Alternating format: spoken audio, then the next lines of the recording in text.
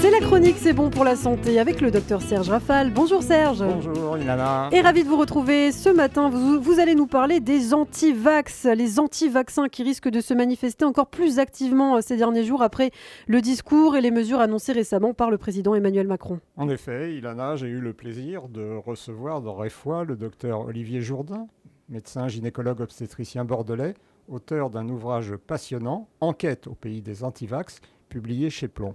Il y explique que ce mouvement est ancien, puisqu'il a près de 3 siècles d'existence, né immédiatement après la première inoculation, qu'on ne nommait pas encore vaccination. Mais qui déclenche néanmoins une contestation immédiate. Oui, l'anti-vaccinisme, toujours présent et opérant, naît avec la première inoculation contre la variole en 1722.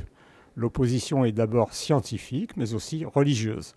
La première vaccination proprement dite, celle de Edward Jenner, a lieu un peu plus tard, en 1798.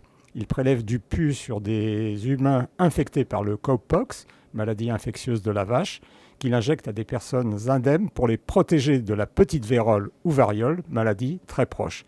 La première protestation et première fake apparaît avec la thèse de la minautorisation possible de la personne vaccinée. Minautorisation qui n'est pas une autorisation à minima, mais une allusion au Minotaure. Oui, bien sûr, il en a dans la mythologie grecque, le Minotaure est un monstre fabuleux, au corps d'homme et à la tête de taureau, enfermé dans un labyrinthe construit par Dédale au centre de la Crète.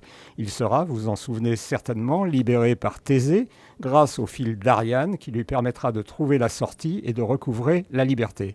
Eh bien, on promet à la personne vaccinée de se minautoriser, c'est-à-dire de devenir mi-humain, mi-animal, vache ou taureau. Ce qu'on peut dire, c'est que la vaccination, Serge, a pris son essor avec Pasteur. Et les polémiques également, puisqu'il était chimiste de formation. Ouais. À l'opposition scientifique et corporatiste avec les médecins, s'en ajoutent 2 autres avec les communards, car Pasteur est plutôt un homme de l'Empire, et qu'il est en outre administrateur du Crédit foncier.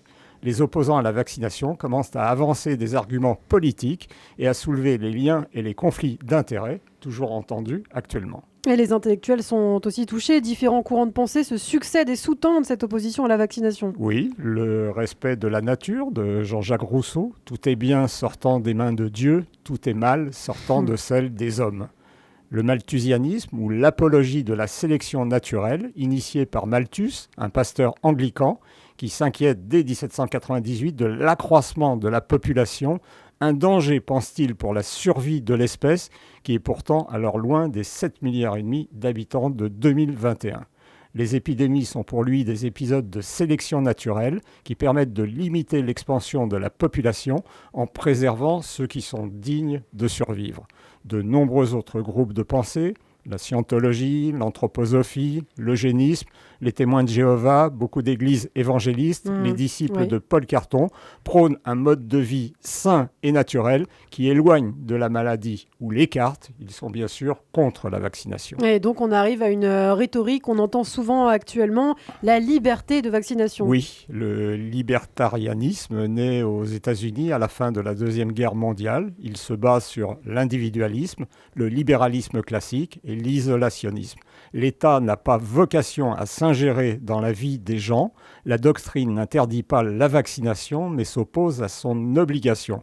Il existe d'ailleurs une Ligue pour la liberté des vaccinations qui a revêtu les habits neufs de la Ligue des antivax de 1880 et refuse la vaccination obligatoire sous couvert de liberté.